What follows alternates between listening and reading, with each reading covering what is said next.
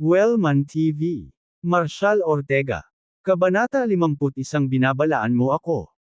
Akmang babalik na si Marshall sa kotse at ihampas ang pag-ani sa daan, isang BMW ang huminto sa tabi nila. Vera. Inilabas ni Alice ang kanyang ulo sa bintana ng BMW, mukhang nagulat. Anong ginagawa mo dito? Nang makita niya si Marshall na nakatayo roon, kasama ang isang magulong babae na may namamaga, namumula ang pisngi at dalawang kotseng may ngipin, agad niyang naintindihan ang nangyayari. Nakasmirk si Zachary, nakaupo sa driver's seat. Marshall, nabangga ka ba? Hahaha. Parang kung saan-saan ka sinusundan ng gulo. May nataman ka rin ba talaga? Ngayon nakakaaliw na. Si Vera, nang makitang huminto sina Alice at Zachary, ay lumapit at nagtanong, Alice, anong ginagawa niyo dito? Napabuntong hininga si Alice at sinabing, tinatanong mo kung bakit tayo nandito. Paano kayo ni Marshall? Bakit ka nandito? At bakit hindi magiging tayo? Inis na sagot ni Vera. Walang sign na nagsasabing ikaw lang ang pwede dito. Sinulyapan ni Alice si Marshall nang nakangisi. We're here to meet with Mr. Hamilton for business. You're just here to snap a few photos and put on a little show for me, di ba? Vera, I don't know what's gotten into you kani-kanina lang. Bakit palagi kang nakikipaghang sa isang taong kasing baba ni Marshall? Anong klaseng pakulo ang ginagamit niya para lokohin ka? Sa totoo lang, lumalabas ng maaga sa Donspire Heights Estates para lang kumuha ng ilang kalokohang larawan para ipakita sa akin. I get what he's trying to do. Gusto niya lang bawiin ko siya. Galit na galit si Vera. Alice, masyado kang nag-o-overthink dito. Walang nagtatangkang magpa-impress sa'yo, lalo na si Marshall. Kailangan ba talagang magpakita ng palabas para sa iyo ang isang tao sa kanyang katayuan? Nagpalitan ng makahulugang tingin si Alice kay Zachary, at pareho silang humagalpak ng tawa. Ang standing ni Marshall. Isa siyang homeless nobody na nabubuhay sa mga sweet talk at scamang na tao. Vera, gising na. Balang araw, magsisisi ka kapag niloko ka niya sa lahat. Enough. Hindi ka maniniwala sa akin kahit sabihin ko sa'yo. Sinama ng tingin ni Vera si Alice. Isang araw, kapag nalaman mong si Marshall ang aktwal na may-ari ng Villa 1 sa Donspire Heights Estates, wala ka nang mapagtatagwan ng iyong panghihinayang. Siya, ang may-ari ng Villa 1. Hahaha. Halos damobel sa tawa sina Alice at Zachary. Kung gayon, ako yata ang reyna ng Violet Crest. Tumawa si Alice. Keep dreaming. And now, after damaging someone's pag-ani, I wonder if he can even afford the repair. Mukhang lumuhad siya sa paghingi ng tawad, pang-uuyam ni Zachary, at sinundan ng tingin si Marshall. Nagdudulot ng gulo dito. Good luck na makaalis dito nang hindi nasaktan. Humalaklak si Marshall. Kung ano ang mangyayari sa akin ay wala sa iyong pag-aalala. Marshall, $3 million na pag-ani iyan. Kakayanin mo bang bayaran iyon? Ngumisi si Zachary. Marshall shot back, unfazed, I still have that 300 million you two so kindly donated to my account. 3 million is nothing. Kinagat ni Zachary ang kanyang mga ngipin, ngunit hindi siya bumalik. Nang makitang kinukot siya ng iba si Marshall, lalong naging mayabang ang babaeng kasama ng pag-ani. Nakikita mo iyon, anak. Panunuya niya. A broke nobody like you trying to act tough in front of US. You don't have the guts. Di ba sabi mo sasampalin mo ang kotse ko? Go on, if you dare. Binigyan siya ni Marshall ng pilyong ngiti. Oh, hiningi mo. Kung yan ang gusto mo, I'm happy to oblige. Nang hindi naghihintay na may mag-react, bumalik siya sa Land Rover, umatras ng halos 10 talampakan, lumipat sa pinakamataas na gear, at dumiretso sa pag-ani. Crash! Ang matibay na Land Rover ay bumagsak sa kanang bahagi ng pag-ani, na gumuho ang frame nito. Nagkalat ang hiyawan mula sa mga nakabantay. Laking gulat ng babae, hindi niya akalain na maglalakas loob si Marshall na bumangga sa kanyang $3 milyong na luxury car. Matapos ang ilang saglit na nakatulala na katahimikan, umiling lang si Alice na may mapait na ngiti. A brute, nothing but a brute. Ang alam niya ay brute force. Halos lumuwa ang mga mata ni Zachary sa kanyang ulo. Bagamat ang 3 milyon ay hindi isang astronomical na halaga sa kanya, hindi niya kailanman ituturing ang pera ng walang ingat. Nakakabaliw ang lalaking ito. Habang ang lahat ay nakatingin sa hindi makapaniwala, si Marshall ay nag-back up muli sa Land Rover 1 beses, 2 beses, 3 beses pagrampo sa pag-ani hanggang sa ako ay walang iba kundi isang tumpok ng pinaikot na metal. Bumaba siya ng kotse, tumingin sa babae, at sinabing, satisfied. Now, name your price. Naghi-hysterical ang babae. Patay ka. Kahit inalok mo ako na bilhan ako ng 2 bagong sasakyan, hindi ko tatanggapin. Kalimutan mo na. Ngumisi si Marshall, sumakay muli sa kotse at sinenyasan si Vera. Ano pang hinihintay mo? Pumasok ka na. Noon lang, 4 na BMW SUV ang umuungal at pinalibutan ang Land Rover. 11 o 12 lalaki ang tumalon, bawat isa ay may hawak na machete sa kamay. Isang lalaking nasa katanghaliang gulang na nakasuot ng salaming pang-araw ang kumaway ng kanyang makapal na mga braso habang papalapit, tinawag ang babae ng pag-ani. Sweetheart, what happened? Sinong bastard ang nakabangga sa'yo? I'll kill him. Tumakbo sa kanya ang babae na may luha sa mga mata. Dad. Siya yun. Sinampal niya ako. At tingnan mo. Sinira niya ang kotse ko. Naningkit sa galit ang mga mata ng lalaki habang tinitingnan si Marshall pataas baba. Anak, lumuhod ka. Where the hell did you came from? Do you have any idea who I am? How dare you hit my daughter? Bahagyang tumawa si Marshall. I don't care who you are. Your daughter was out of line, kaya tinuruan ko na lang siya ng leksyon kung paano mag-behave. Oh, really? Saka siguro dapat turuan kita kung paano kumilos, panunuyan ng lalaki. Tumawa si Zachary. May death wish ang taong ito, walang duda tungkol dito. Lumapit siya kay Alice at sinabing, kilala mo ba kung sino iyon? Ang pangalan niya ay Austin Maddox. Kaibigan niya si Logan, ang manager ng Dawnspire Security Company. Si Austin at Logan daw dati ay mersenaryo sa Lunel area. Sa mga araw na ito, si Austin ay nagpapatakbo ng seguridad para sa mga high-end na nightclub sa paligid ng Harmonfield, at siya ay may malapit sa 100 lalaki sa ilalim ng kanyang matitigas na mga kriminal na may dugo sa kanilang mga kamay. Kahit ang kasumpa-sumpa na devil, ni Ryger ay kailangang magbigay sa kanya ng kaunting paggalang. Si Marshall, actually talking back to him. He's suicidal. Isang nakakatakot na tawa ang pinakawalan ni Austin. You've got guts. I'll give you that. Sige, boys, ibaba mo siya. Kasabay ng pagwagayway ng kanyang kamay, 1 dosenang lalaki na may hawak na machete ang sumugod kay Marshall. Hold it. Lahat kayo, umatras. Isang matipunong lalaki ang humakbang na nagpatigil sa grupo. Si Logan iyon, ang manager ng Dawnspire Security Company. Austin, what's going on here? Bringing all these guys to cause trouble at the entrance to the Villa District. Anong ginagawa mo? Lumingon si Austin sa kanya at sinabing, Mr. Barrett, sinira ng batang ito ang kotse ng aking anak at nabangga rin siya. Sabihin mo sa akin hindi ko ba siya dapat ibaba? Tiningnan ni Logan si Marshall at sinabing, binata, mali ka rito. Why resort to violence? Can't you talk things out? Bago pa makasagot si Marshall, naiinip na sumingit si Austin, Mr. Barrett, stay out of this. Ngayon, hindi ako aalis hanggat hindi ko natuturuan ng leksyon ng punk na ito. Kumunat ang noo ni Logan. Austin, darating si Mr. Hartley sa distrito ng Villa para ihatid ang mga tagubili ni MS West sa amin sa Dawnspire Security Company. He'll be here any minute. You cause a scene here isn't exactly making my job easy, is it? Tumigil sandali si Austin, pagkatapos ay nagsabi, sige, Mr. Barrett, gagawa ako ng pabor sa iyo.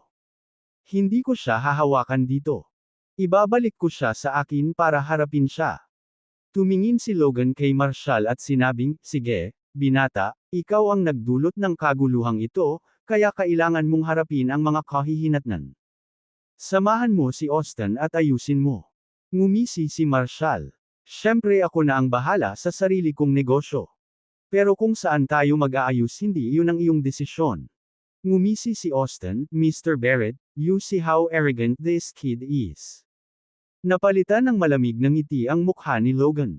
Sa lugar na ito, tinatawag ko ang mga pag-shot. Binata, binabalaan ko na huwag mo akong itulak.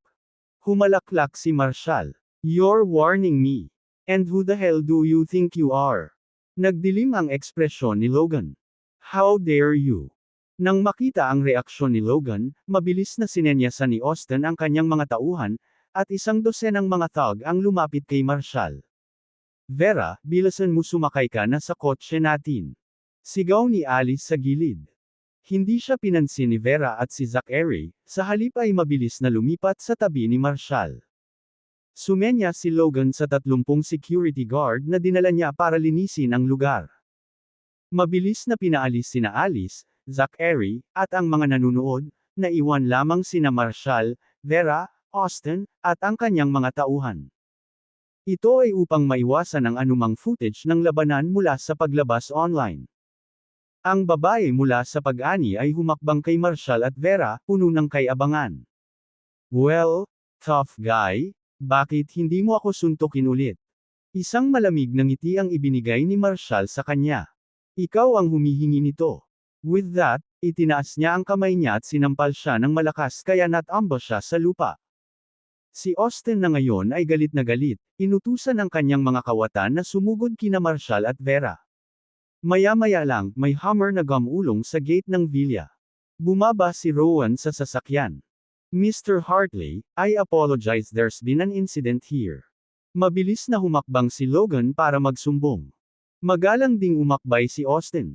Magandang makita ka, Mr. Hartley. Hindi sila pinansin ni Rowan at dirdiretsong naglakad papunta kay Marshall. Tuwang-tuwa si Austin, iniisip na personal na haharapin ni Rowan si Marshall dahil sa pagdudulot ng gulo sa kanyang teritoryo. Anak, kilala mo ba kung sino ito? Si Mr. Hartley ito. Hey, nagdudulot ng gulo sa teritoryo ni Mr. Hartley at Mr. Barrett.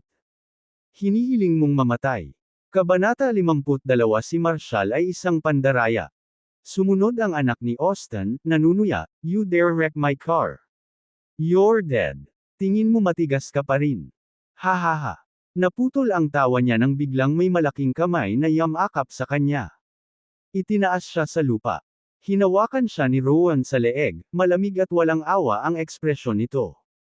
Ikaw ang patay. Mr. Hartley. She's my daughter. Natulala si Austin sa hindi kapani-paniwalang eksenang naganap kanina. Kanya. Hindi nag-atubili si Rowan. Ibinagsak niya ang kanyang paa, pinatumba si Austin sa lupa, pagkatapos ay itinayo ng mahigpit ang kanyang paa. Mukha ni Austin. Mr. Ortega, pasensya na po sa istorbo dito. Hayaan niyo po ako, sabi ni Rowan na gumagalang kay Marshall.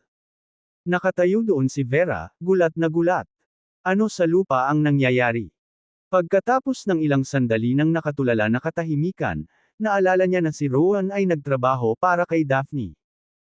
At sa pagbabalik tanaw sa kaninang umaga nang si Daphne mismo ang naghatid ng mga damit sa kanya, napagtanto niya kung gaano kalakas ang mga koneksyon ni Marshall.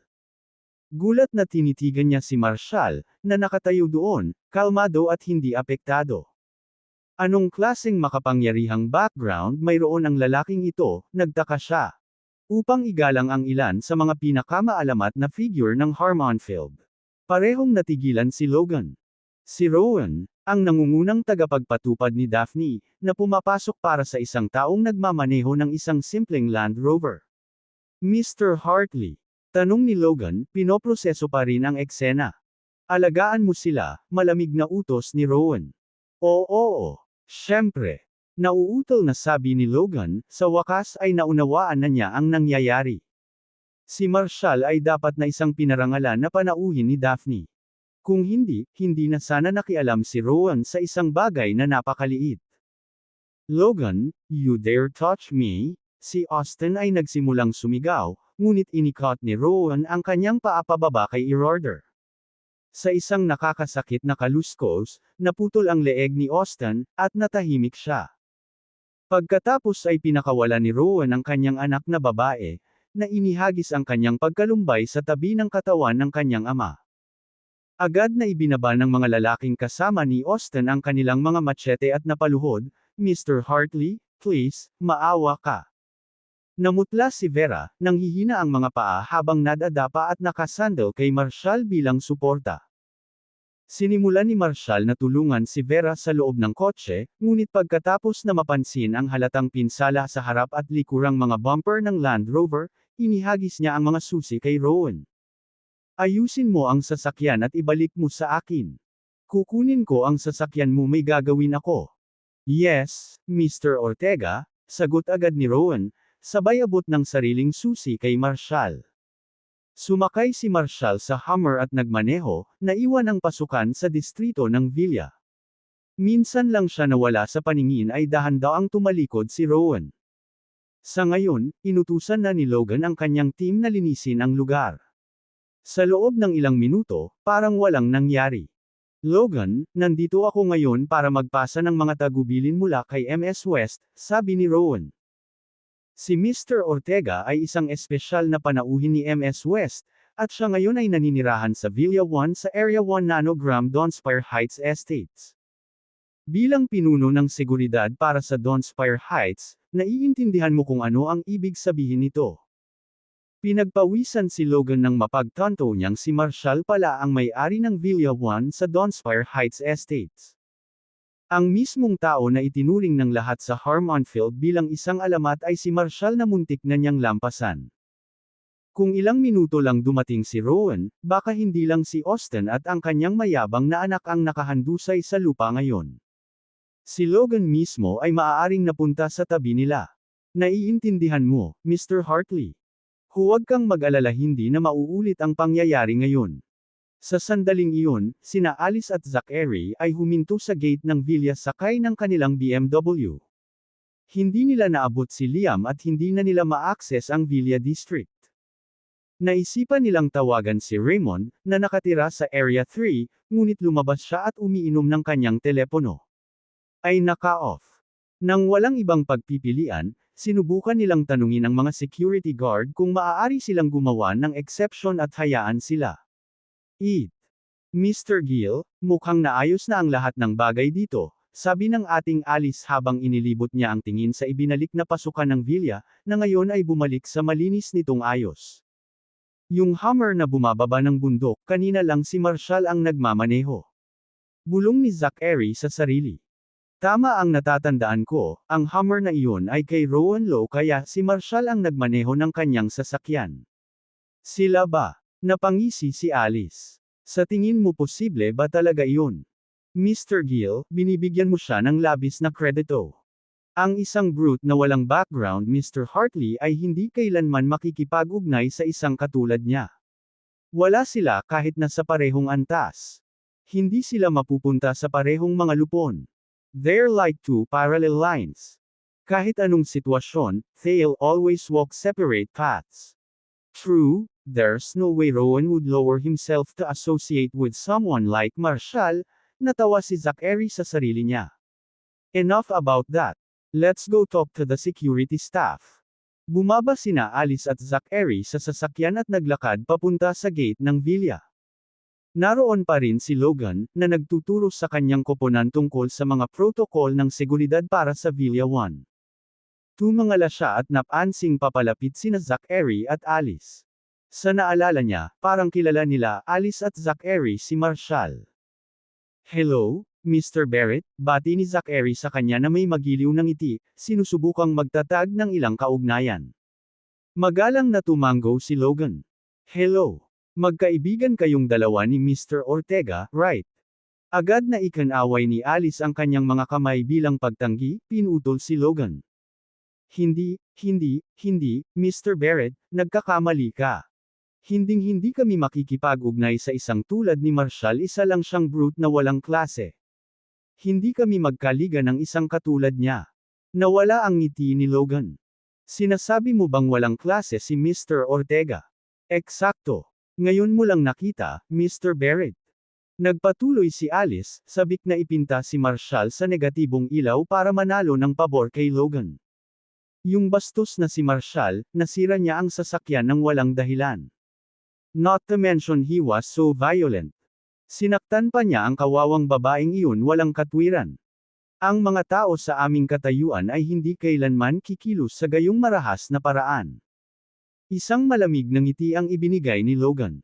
Kaya naniniwala ka na si Mr. Ortega, na nakatira sa Villa 1, ay isang brute, hindi sa iyong antas. Si Marshall ba ang nagdadrive nito? Zachary played ka. Ang Hummer na iyon na pababa ng bundok ay si Marshall mismo ang nagmamaneho. If I remember right, that Hummer belongs to Rowan. How did Marshall end up driving his car? Are they friends? Napangisi si Alice. Sa tingin mo ba talaga posible yun? Mr. Gill, masyado mo siyang binibigyan ng credit. Ang isang brute na walang background, Mr. Hartley, ay hindi kailanman makisama sa isang tulad niya. Wala sila kahit na sa parehong antas. Hindi sila mapupunta sa parehong mga lupon. Para silang dalawang parallel lines. Anuman ang sitwasyon, palagi silang lalakad sa magkahiwalay na landas. Totoo, walang paraan na ibababa ni Rowan ang kanyang sarili para makihalubilo sa isang tulad ni Marshall. Zachary na tumawa. Sa kanyang sarili. Enough about that. Let's go talk to the security staff. Bumaba sina Alice at Zachary sa sasakyan at naglakad papunta sa gate ng villa. Naroon pa rin si Logan, na nagtuturo sa kanyang koponan tungkol sa mga protokol ng seguridad para sa Villa 1. Tumangala siya at napansing papalapit sina Zachary at Alice. Sa naalala niya, parang kilala nila Alice at Zachary si Marshall. Hello, Mr. Barrett, sinalubong siya ni Zachary ng isang magiliw na ngiti, sinusubukang magkaroon ng ilang kaugnayan. Magalang na tumango si Logan. Hello. Magkaibigan kayong dalawa ni Mr. Ortega, right? Agad na ikanaway ni Alice ang kanyang mga kamay bilang pagtanggi, pinutol si Logan. Hindi, Mr. Barrett, nagkakamali ka. Hinding-hindi kami makikipag-ugnay sa isang tulad ni Marshall, isa lang siyang brute na walang klase. Hindi kami magkaliga ng isang katulad niya. Nawala ang ngiti ni Logan. Sinasabi mo bang walang klase si Mr. Ortega? Exactly. Ikaw mismo ang nakakita nito, Mr. Barrett. Alice continued, eager to paint Marshall in a negative light to win favor with Logan. That crude thug, Marshall, he damaged someone's car for no reason. Not to mention he was so violent. Sinaktan pa niya ang kawawang babaeng iyon walang katwiran. Ang mga tao sa aming katayuan ay hindi kailanman kikilos sa gayong marahas na paraan. Isang malamig na ngiti ang ibinigay ni Logan. Kaya naniniwala ka na si Mr. Ortega, na nakatira sa Villa 1, ay isang brute, hindi sa iyong antas. May gusto akong itanong sa iyo. Patuloy mong ipinagmamalaki ang pagiging bahagi ng mga piling tao, ngunit maaari mo bang maakit ang distrito ng villa na ito? Wait, Mr. Barrett, sinasabi mo bang nakatira talaga si Marshall sa Villa 1 Nanogram Donspire Heights Estates? Natigil ang isip ni Alice, sinusubukang i-proseso ang impormasyong ito. Tama. Si Mr. Ortega ang may-ari ng Villa 1 Nanogram Donspire Heights Estates, sumagot si Logan ng isang. Kung titingnan mo iyon, tama ka, tiyak na wala ka sa kanyang antas. Nawala ng kulay ang mukha ni Alice nang marinig ito. Mr. Barrett, naloko ka. Marshall is a fraud. There's no way na siya ang may-ari ng Villa 1. Magwala ka. Tumahol si Logan. Kung maglakas loob kang Sir muli ang isa sa aming mga residente, magsisisi ka. Mr. Barrett, sinasabi ko sa iyo, niloko ka niya. Sinubukan ni Alice na magpatuloy, ngunit ang ilang mga security guard na armado ng mga electric baton ay nagsimulang maglakad patungo sa kanila. Sige, alis na tayo. Mabilis na hinayla ni Zachary si Alice pabalik sa kotse, pinatalikod ito at bumaba. Ang bundok. Samantala, si Marshall ang nagmaneho ng Hummer ni Rowan kasama si Vera, na umalis sa Donspire Heights Estates. Hanggang sa marating nila ang paanan ng bundok ay tuluyang nakawala si Vera sa kanyang pagkatulala. Nagtataka siyang tumingin kay Marshall. Kailangan kong itanong bakit napakagalang ni Daphne sa iyong at maging kay Rowan, ang kanyang nangungunang tagapagpatupad. Kabanata 53. Hindi ako gentleman. Ngumisi si Marshall. Si Daphne ay nasa aking serbisyo, kaya natural, siya at ang kanyang koponan ay dapat na tretuhin ako ng may paggalang. Tumawa ng malakas si Vera sa seryosong tono ni Marshall. Marshall, you lie so well acting major ka ba nung college? Haha. Umiling si Marshall sa sobrang inis. Hindi ko maintindihan. Bakit sa tuwing ako ay tapat, kayong mga babae ay tila hindi naniniwala sa akin? What's wrong with this world? Kailangan ko ba talagang mapuno ng kasinungalingan para isipin mo na nagsasabi ako ng totoo? Tinuro ni Vera ang inosenteng mukha ni Marshall, tawa ng tawa na halos maluha-luha. Ganon ba talaga nakakatawa? Huwag ka masyadong tumawa baka mahimatay ka. Umiling-iling na sabi ni Marshall. Fine, don't believe me kung ayaw mo. I'm hungry anyway. Let's grab some breakfast sa tapat ng steakhouse na iyon sa unahan. Nagawa ni Vera na pakalmein ang sarili, pinunasan ang mga luha sa kakatawa. Sige, titigil na ako sa pang-aasar sayo. Oh, by the way, narinig mo ba? Ilang araw na lang babalik na ang lolo ni Alice. Sinulyapan siya ni Marshall, walang pakialam. So, anong kinalaman ko dun? Ayaw mo talaga siyang makita ha? Tanong ni Vera, sinusubukan ang kanyang reaksyon. Hindi naman, sagot ni Marshall na may kasamang dismissive snort. Pinagmasdan siya ni Vera ng matagal, pagkatapos ay nagpakawala ng nakakaalam na tawa. Napatingin si Marshall sa kalsada at nakita ang isang mahabang pila na bumubuo sa harap ng isang maliit na stall sa kalye sa tapat ng steakhouse, kung saan bumibili ng mga donut at pancake ang mga tao. It's been ages since I've had donuts, sabi ni Marshall na halatang excited. Napansin niya ang stall noong nakaraang gabi at inaabangan niya ito. Kakainin mo ba yang mga yan? Kumunot ang ilong ni Vera. I wouldn't touch it. Ito ay junk food. Sabi ni Lynn M. Fine, have it your way. More for me. Ay parada ang sasakyan sa parke. Siya ay tumalon at lumakad sa kabila ng kalye, sabik na kumuha ng kanyang mga kamay sa ilang almusal, ang lugar ay mataong. 8:30 AM na, pero mahaba pa rin ang pila ng mga tao na naghihintay ng mainit na almusal. Karamihan sa mga customer ay mga manggagawa sa opisina at mga tao mula sa nakapaligid na lugar, lahat ay matiyagang naghihintay upang matikman ang mga sikat na donut at pancake mula sa sikat na stall na ito. Nag-eavesdrop si Marshall sa mga usapan ng mga taong nasa unahan niya. Puno sila ng masigasig na papuri para sa mga donut ng stall, na inilalarawan ang mga ito bilang parehong malaki at masarap. Ito ay hindi nakakagulat na ang stall ay napakapopular.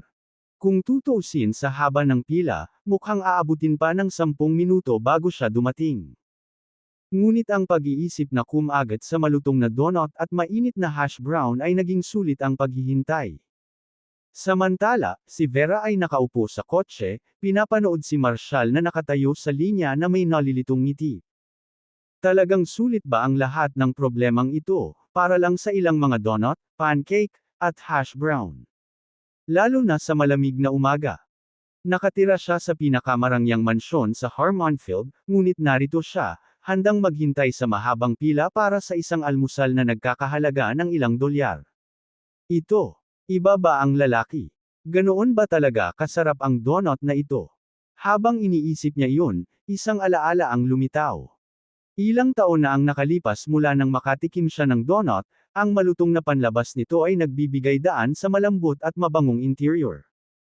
Ang huling beses na nagkaroon siya ng isa ay kasama ang kanyang ina, mga taon na ang nakararaan. Bigla, ang memorya ng lasa na iyon, na napakalakas na nauugnay sa kanyang ina, ay gumising sa isang malalim na pananibik sa loob niya. Medyo nostalgic, pinadalhan niya ng text si Marshall, na hinihiling na ibalik niya ang dagdag na order para sa kanya. Almost 15 minutes din ang paghihintay ni Marshall sa pila, at maya-maya ay malapit na siya sa harapan. 5 tao na lang ang natira. Habang nagpipicture siya sa lasa ng donut, nagkaroon ng commotion. Isang malaki at pandak na lalaki ang biglang pumutol sa linya, na nagtutulak sa mga tao para itulak ang sarili sa harap ni Marshall. Hinawakan niya ang isang dalagang nakaplad na palda at sinimulang kapkapan ito. Anong ginagawa mo? Bitawan mo ako. Sigaw ng dalaga, nagpupumiglas habang natapon sa lupa ang laman ng kanyang bag. Noong una, inakala ni Marshall na maaaring sila ay mag-asawa, ngunit malinaw naman sa iyak ng dalaga. Hindi nila kilala ang isa't isa. At gayunpaman, nandoon siya, hinaharas siya sa labas dahil ito ang pinakanormal na bagay sa mundo. Napansin ni Marshall ang mga papel na nakakalat sa lupa. Ito ay ang mga dokumento ng aplikasyon para sa trabaho para sa dance group at ang personal na resume ng babae. Ang kaguluhan ay nag-crush sa ilan sa kanyang mga faith sa ilalim ng paa. Siya ay malinaw na patungo sa isang interes. Matigas na sabi ni Tether por Marshall, in good mood evaporating.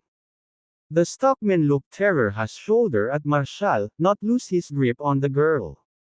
Isipin ang katapangan ng iyong koponan, tanga magwala, maliban kung naghahanap ka ng gulo. Inilagay ni Marshall ang isang firm na natagpuan sa balikat ng lalaki.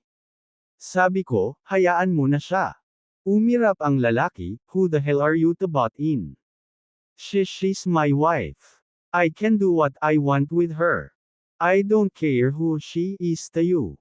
You're ruining my mood so now I'm involved. Hinawakan ni Marshall ang lalaki at hinayla palabas ng linya.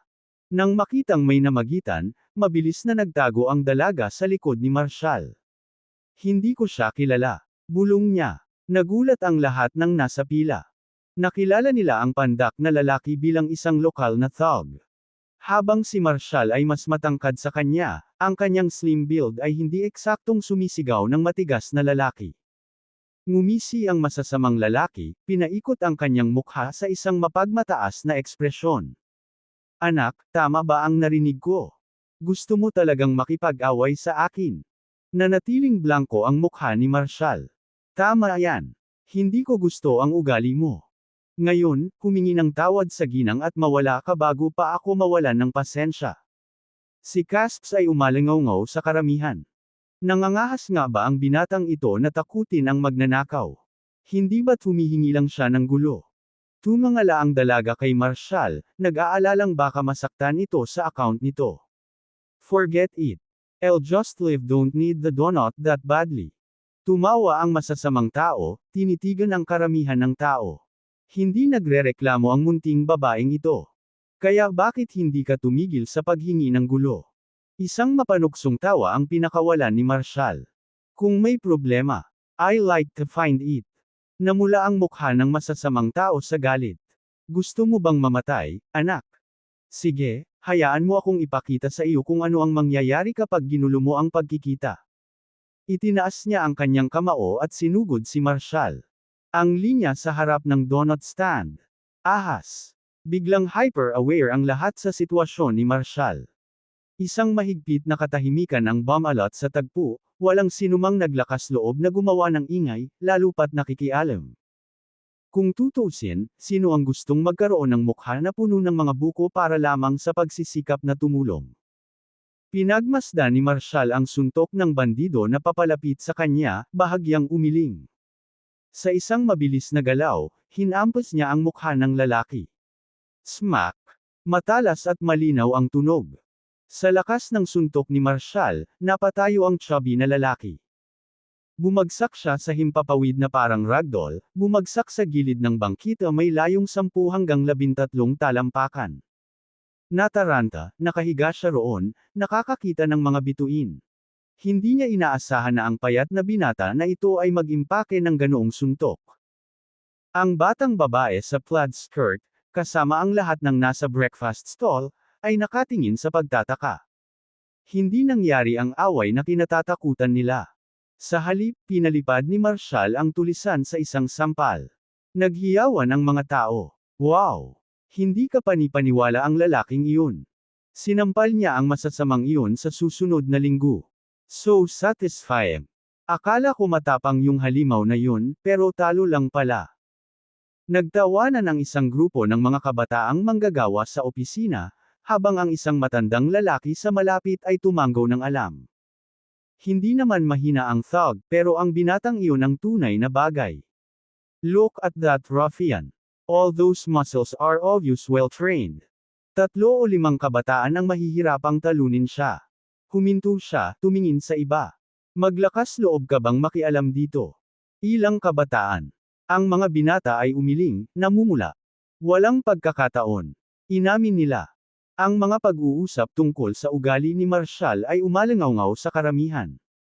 Noon lang, sina Alice Miller at Zachary ang nagkataong dumaan. Sydney, di ba Marshall? Bulalas ni Alice, sabay turo, mukhang lumalaban na naman siya. Ang batang ito ay tunay na Diyos ng digmaan, palaging nagsisimula ng gulo saan man siya magpunta. Humalaklak si Zachary. I really admire him, sarkastikong sabi niya. Bukod sa pakikipag-away, ano pa ang magagawa niya?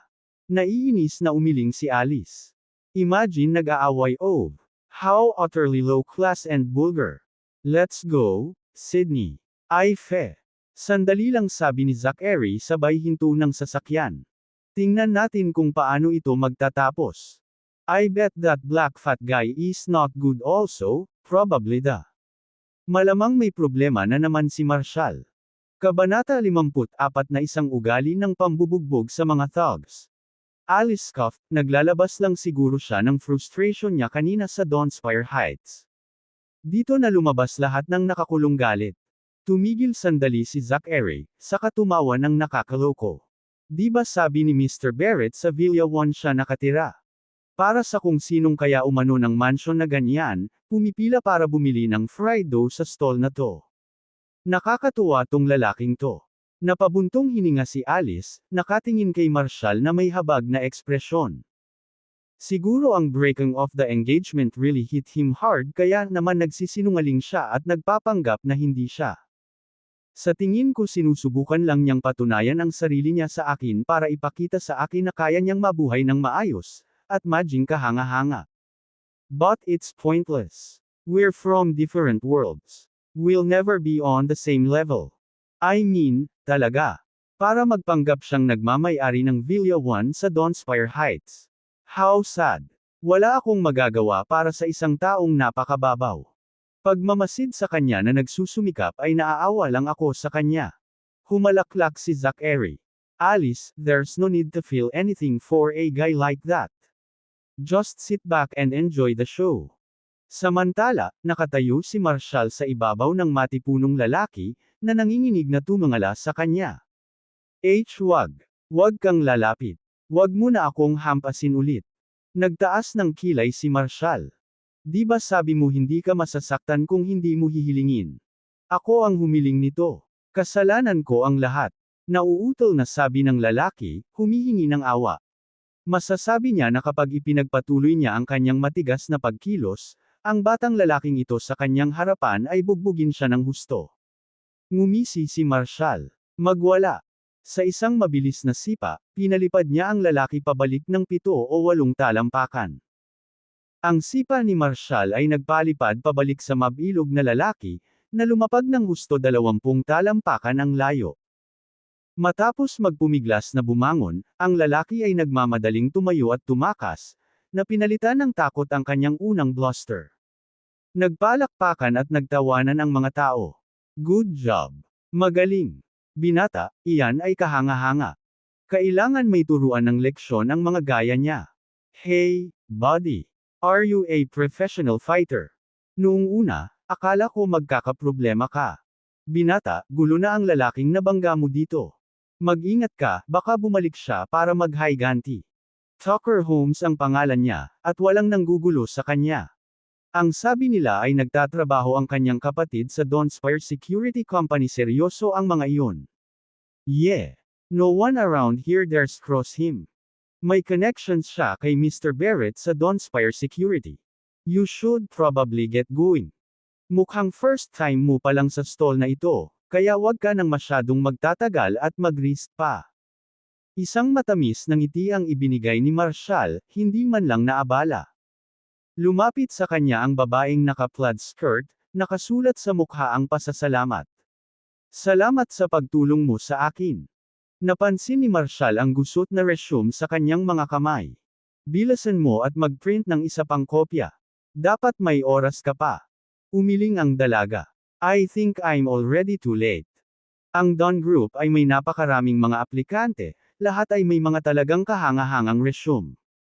Kahit na magmadali ako ngayon, duda ako na makukuha ko ang trabaho. Tiningnan siya ni Marshall sa mata, panay ang ekspresyon nito. Paano ka makakasigurado kung hindi mo susubukan? Go now, at baka magtagumpay ka talaga. Nag-alinlangan siya, saka nahihiyang ngumiti. Sige, kukunin ko ang payo mo at susulitin ko. Matapos ang isang paghinto, bahagyang naging kulay rosas ang kanyang mga pisngi, ngunit buong tapang niyang ipinagpatuloy, ang pangalan ko ay Rosalie Grant. Pwede ba kitang i-add sa WhatsApp? Kung makukuha ko ang trabaho, gusto kitang i-treat sa isang pagkain. Ngumiti ng mahina si Marshall. It's no big deal. Don't worry about it. Just go to your interview. Pero, nag-alinlangan na naman siya. I just really want to thank you. Can't I treat you to dinner sometime? Umiling si Marshall. No need. If we're meant to meet again, we will. Dahil sa pagkadismaya ay binigyan siya ni Rosalie ng huling tingin. Nang makitang seryoso siya sa hindi pagpapalitan ng contact information, at ubiling sumuko siya. Habang naglalakad siya palayo, nakaramdam siya ng kakaibang pakiramdam na tumutusok sa kanyang puso. Alam niya na siya ay kaakit-akit tiyak na hindi kapansin-pansin, ngunit sapat na maganda. Sa paaralan at kahit na pagkatapos na pumasok sa workforce, ang mga lalaki ay madalas na gumagawa ng paraan upang humingi ng impormasyon sa pakikipag-ugnayan sa kanya. Pero itong lalaking tumulong sa kanya ngayon lang ay nagkibit-balikat na parang wala lang. At nang sinubukan niyang idagdag siya sa WhatsApp, tumanggi siya. Talagang, iba siya. Sa pagmamasid sa malinaw at walang pag-aalinlangan na titig ni Marshall, masasabi ni Rosalie na hindi siya kumikilos. Bumantong hininga siya at naglakad patungo sa bus stop. Sa kotse, nakangisi si Alice na nakatingin. Marshall, kahit na tinatanggihan mo ang ibang babae dahil sa akin, huwag mong asahan na magagalaw ako dito. You'll never understand. We're from two completely different worlds. Pagkaalis ni Rosalie ay nakarating na rin sa unahan ng pila si Marshall. Nag-order siya ng 4 na donut, 4 na pancake, at isang mangkok ng hash browns, pagkatapos ay kumuha ng dagdag na order para ibalik para kay Vera. Kakaayos lang ni Marshall para i-enjoy ang kanyang hard-win breakfast. Nakagawa lang siya ng ilang kagat nang mapansin niyang bumabagyo si Tucker sa kabilang kalye. At sa pagkakataong ito, hindi siya nag-iisa. Grupo ng 7 o 8 matitigas na karakter ang sumunod sa likuran, ang kanilang mga ekspresyon ay nangangako ng problema. Maliwanag, hindi pinabayaan ni Tucker ang mga bagay-bagay. Bumalik siya para maghiganti, at nagdala siya ng backup. Itinuro si Marshall, tumahol si Tucker sa lead thug, Jasper, yan ang punk na nanakit sa akin. Turuan mo siya ng leksyon. Si Jasper, isang napakalaking brute, ay pinalaki ang slim frame ni Marshall na may pag-iinis. Itong lalaking ito, siya ang bumagsak sa'yo. Tucker spat, huwag mong maliitin siya, Jasper. Ang punk's got moves. He's trained. Sanay. Napangisi si Jasper. Hindi ibig sabihin ng squat. Real power is what matters. Kinagat ni Tucker ang kanyang labi at iminuwestre si Marshall. Hoy, matigas na tao. Tingnan natin kumilos ka ng malaki at masama ngayon. Humakbang si Jasper, nanlilisik si Marshall. Someone like you. I could break you with one punch. I've been out on the streets with Mr. Barrett for years, and I've rarely seen someone as weak as you. Sa totoo lang, nakakahiya kung bugbugin ka. Ngunit kung yamakap ka sa aking paanan at humingi ng awa, baka isipin ko na lang na pakawalan ka ng madali. Nagsimulang magbulungan ang mga tao sa stall sa pag-aalala. Ang pangalang, Jasper Dean, ay kilala sa lugar na ito. Palagi niyang binababa ang pangalan ni Logan, na nagpapaalala sa lahat na ang pinuno ng Dawnspire Security ay ang kanyang boss. Nabuo niya ang kanyang reputasyon sa pamamagitan ng patuloy na pagyayabang tungkol sa nakaraan nila ni Logan. Ang pakikisamang ito sa kasumpa-sumpa na si Logan ay nagpahintulot sa kanya na magtipon ng isang tripulante at takutin ang iba sa lugar. Sa asensya, ginagamit niya ang katanyagan ni Logan para gumawa ng pangalan para sa kanyang sarili. Ang mga small-time na thugs sa paligid dito ay lahat ay sabik na magtrabaho para kay Jasper, higit sa lahat dahil sa kanyang dapat na koneksyon kay Logan. Siyempre, ang katotohanan ay walang ideya si Logan kung sino si Jasper. Tucker, kapag na-knockout ko na ang lalaking ito, ipadala sa akin ang $2,000 na ipinangako mo, sabi ni Jasper na may ngiti sa labi. Pagkatapos ay tinapik niya si Tucker sa balikat. Huwag kang mag-alala, matatapos din ito sa ilang segundo. Ngayon ang mga nanunood ay talagang nagsimulang mag-alala. Nagawa ni Marshall na ibagsak si Tucker sa kanyang sarili, ngunit ito ay naiiba.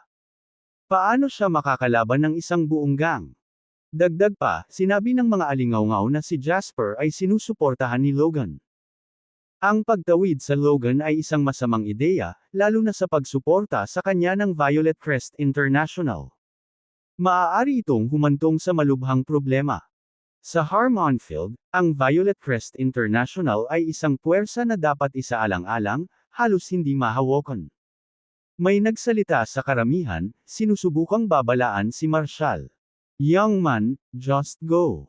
Kung hindi, masasaktan ka. Jasper here is one of Mr. Barrett's guys. Oo, buddy, nakipagkulitan ka sa mga maling tao.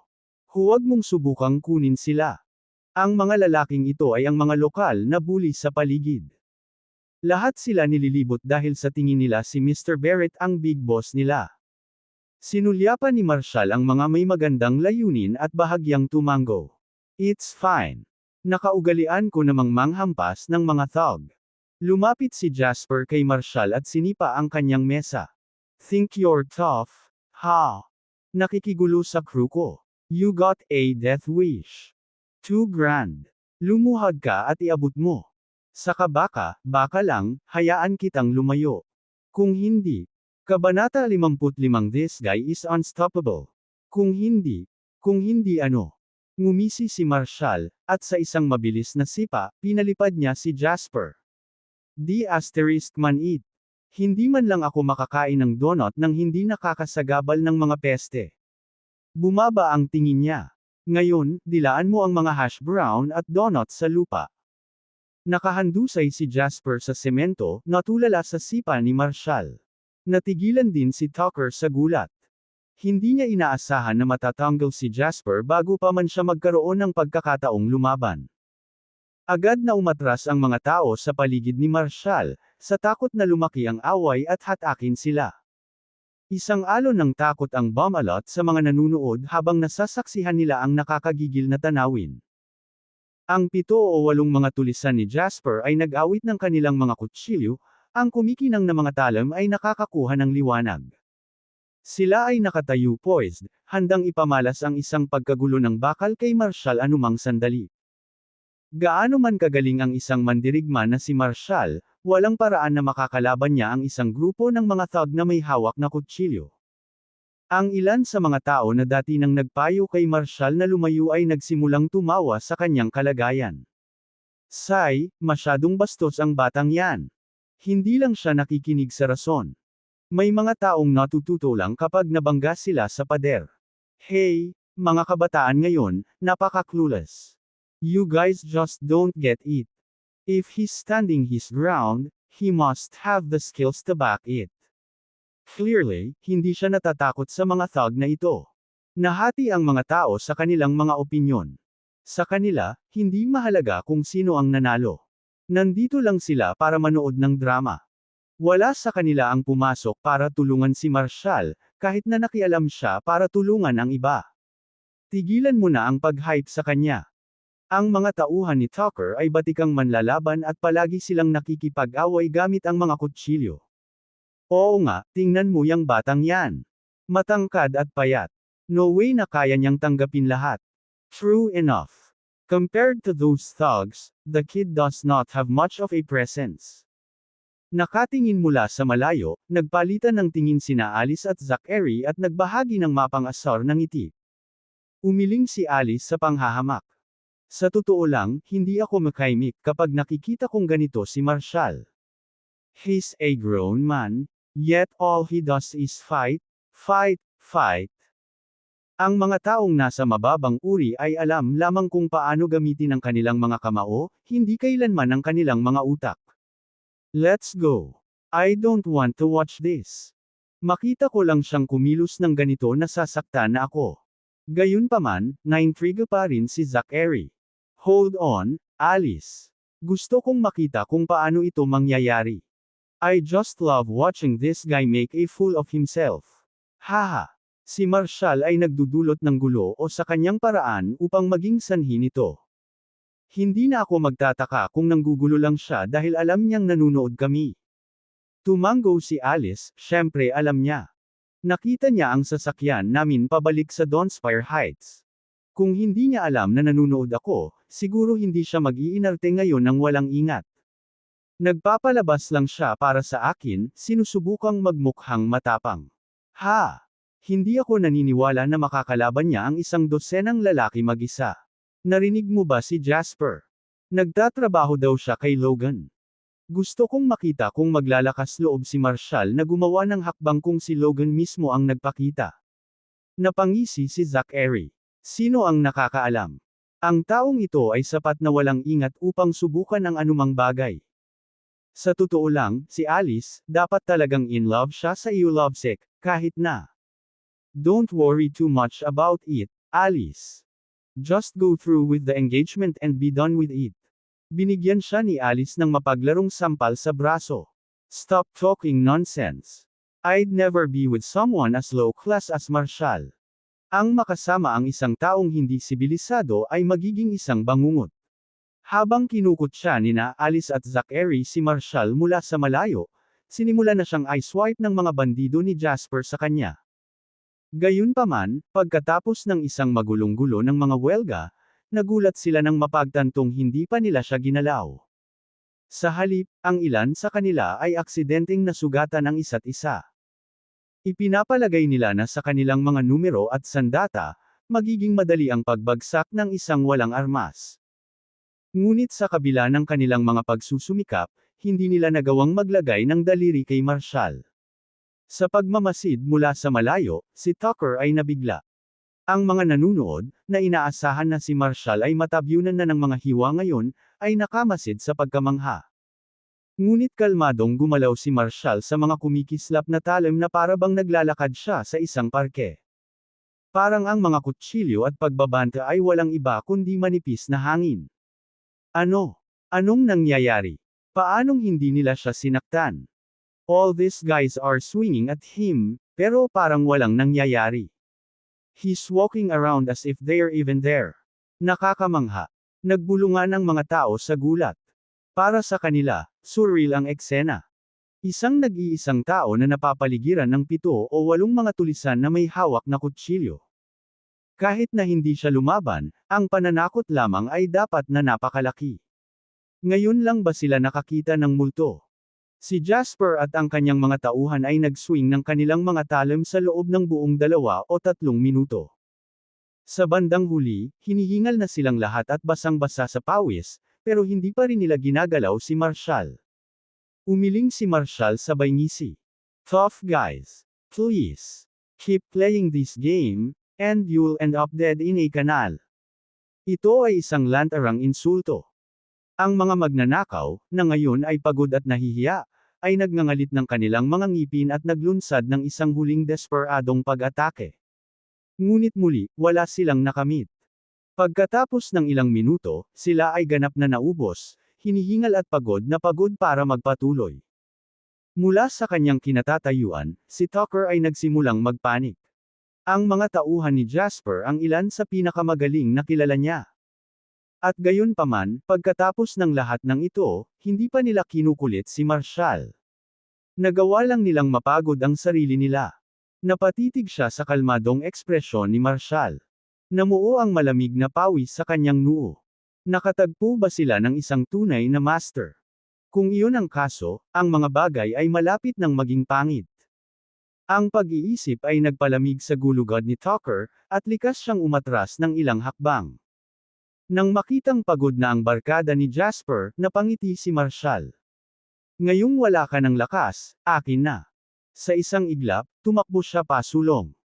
Bago pa malaman ni Jasper at ng kanyang mga tauhan kung ano ang nangyayari, bawat isa sa kanila ay nataman, nakahawak sa kanilang mga dibdib habang sila ay nalukot sa lupa.